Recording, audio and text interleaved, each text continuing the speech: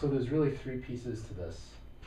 And the first is the role of the chair. Mm-hmm. So 90% of this role is to facilitate referral revenue for your team and yourself. And then 10% is to facilitate an event. So there's a couple things that are challenged here for chairs. So when Rainmakers was getting started, it was really all about the event, right? Right. And if you run a good event, there's a lot of people there, a lot of energy, a lot of guests, then you're doing pretty well. Right. But in the end, what people found out was, okay, I'm running this event and I'm doing all this work and I'm getting a lot of PR as the person that's running the event.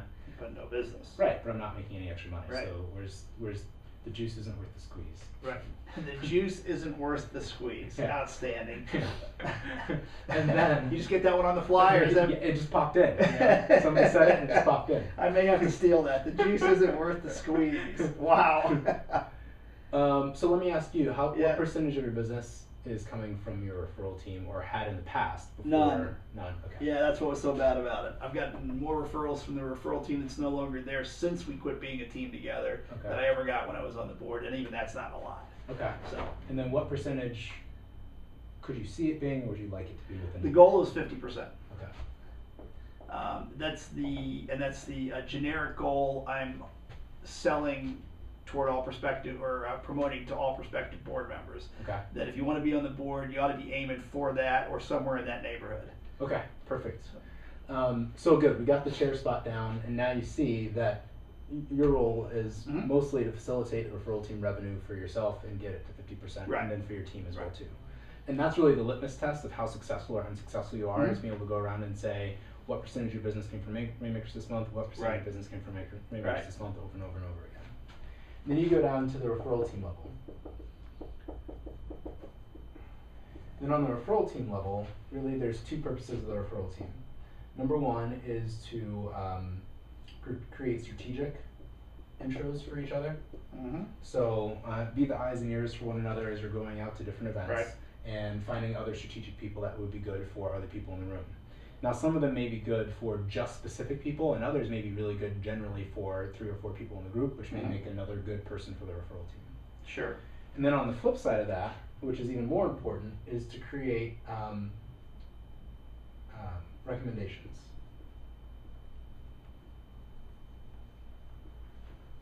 For business. So I've been on referral teams before where all I got were strategic introductions. Oh, you need to meet this person, they target that industry. Oh, you need to meet that person, they target that industry, which is great.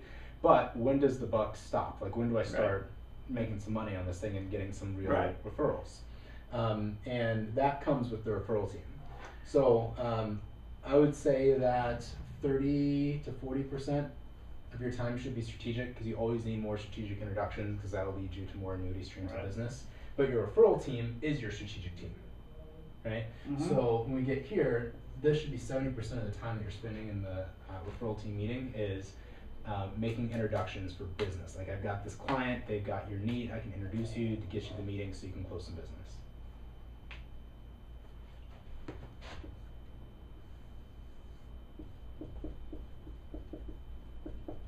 And then the last piece. Hang on a second, if you would, please. Okay.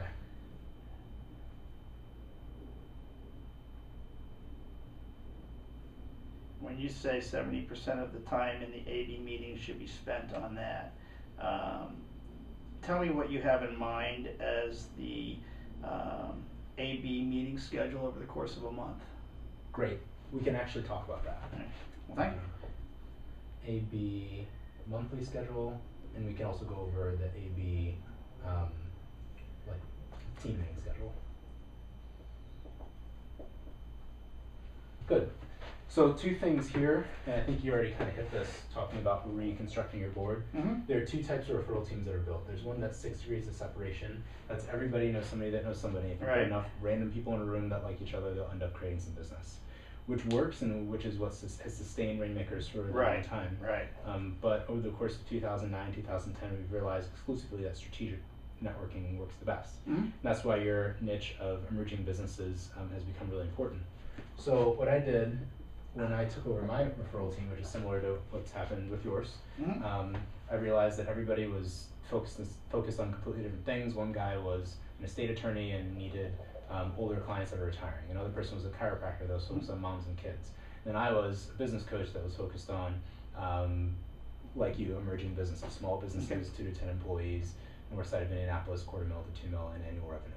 Okay. So as soon as I said that, I said, okay, well, this is my team. I'm the chair, my referral team, so it's going to fit my niche. Right. And so I took away 6 degrees of separation to help these other people find other referral teams. Right. And then made this exclusively strategic, as tight as I could.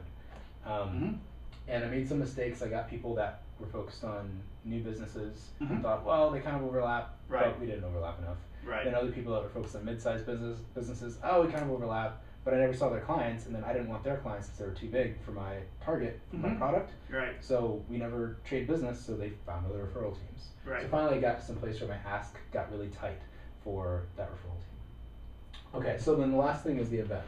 And then comes the really big question for you to do some introspection. Sure. So from the event standpoint, there's really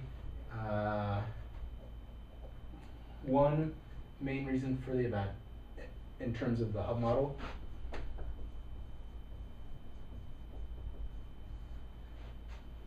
Is face-to-face intros.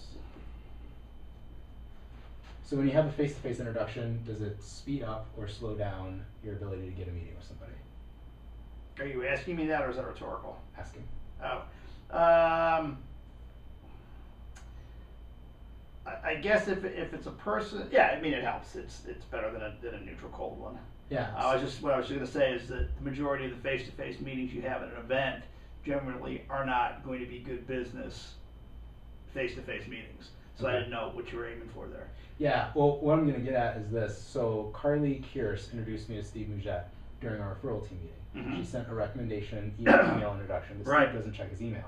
But Steve's a small business owner, and she said, you need to come to our Rainmakers. Right, where I got to introduce you to Jamar. Yeah, Yeah. And not just me, but a bunch of other people too. Right, no, I understand. And then she introduced me to Steve. Immediately we got a meeting, and then he became a client 2 months later. Like, it was like magic. And I never, he's a client, and I still can't get him on the phone. But just because she brought him to the event, facilitated that introduction faster. Yeah, absolutely. So really, it's a place to get face-to-face introductions For what? all of the strategic and recommendations that you got in your referral team meeting.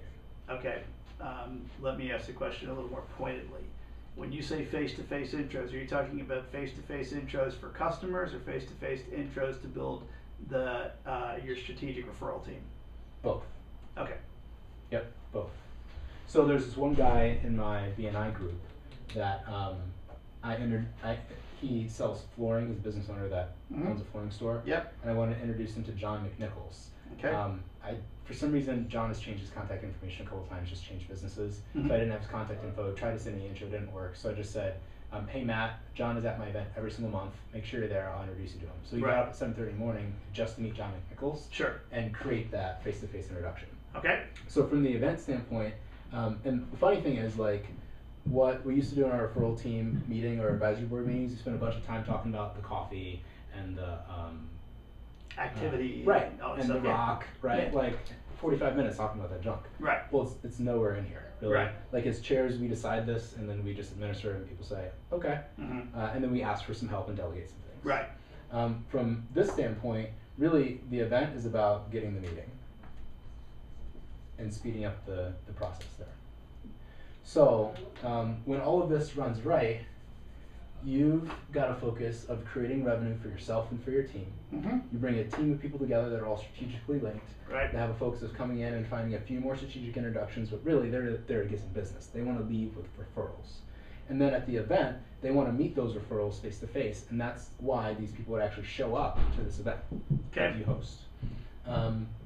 So out of this, what areas would you say would be the most impactful for you to get yourself from 0 to 50%? Where are the areas of growth?